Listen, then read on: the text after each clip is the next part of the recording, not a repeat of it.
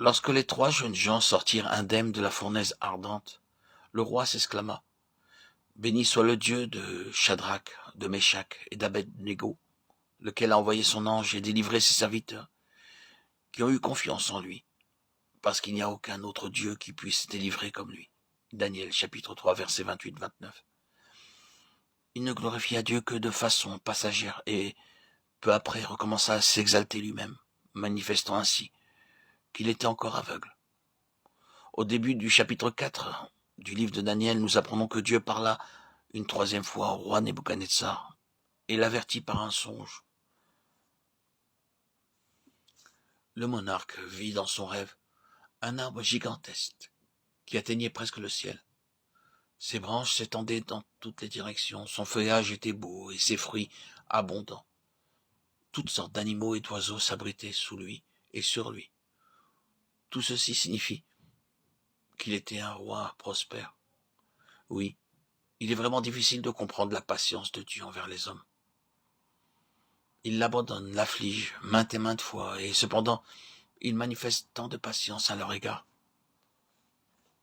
Le roi refusait obstinément de reconnaître le Dieu vivant comme son Dieu, et pourtant, celui-ci lui accordait la prospérité. Dans bien des cas, c'est précisément cette opulence qui engendre l'orgueil. Un surcroît de prospérité entraîne une plus grande vanité. Les hommes deviennent les esclaves de leur bien-être. Pour s'y maintenir, ils sont prêts à plaire et à honorer leurs semblables plutôt que Dieu. C'est ainsi que leur aveuglement ne fait que croître. Même des croyants tombent dans ce piège de la compromission avec le monde, ce qui les rend incapables de se conformer sans réserve à toutes les dispositions du conseil de Dieu. Il est écrit à leur propos. Cependant même, parmi les chefs, plusieurs crurent en lui. Mais à cause des pharisiens, ils n'en faisaient pas l'aveu, dans la crainte d'être exclus de la synagogue. Car ils aimèrent la gloire des hommes plus que la gloire de Dieu. Jean 12, 42-43. Or, dans son rêve, Nebuchadnezzar entendit ces paroles. Abattez l'arbre et coupez ses branches. Quand un arbre est abattu, les feuilles se flétrissent et ses branches se dessèchent.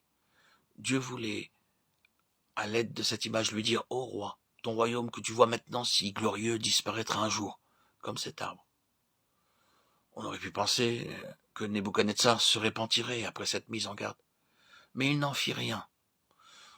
Nous lisons au bout de 12 mois, comme il se promenait dans le palais royal à Babylone, le roi prit la parole et dit: N'est-ce pas ici Babylone, la grande, que j'ai bâtie comme résidence royale, par la puissance de ma force et pour la gloire de ma magnificence? Versets 29-30. Plutôt que de rendre témoignage, de rendre hommage à Dieu, il se glorifie lui-même. L'avertissement n'avait donc servi à rien. Il devint totalement aveugle. De la même manière, lorsque nous omettons de glorifier Dieu, nous devenons aveugles spirituellement. Les moments d'adoration sont utiles pour prévenir cette condition. Lorsque nous les abrégeons, omettant de remercier le Seigneur d'une façon suffisante pour tout ce que nous avons reçu, le moment viendra où nous ne serons plus capables de goûter pleinement la présence de Dieu. Même si nous lisons la Bible et assistons à des réunions, certaines personnes prennent conscience de la sécheresse spirituelle de leur vie et en rejettent la faute sur les prédicateurs.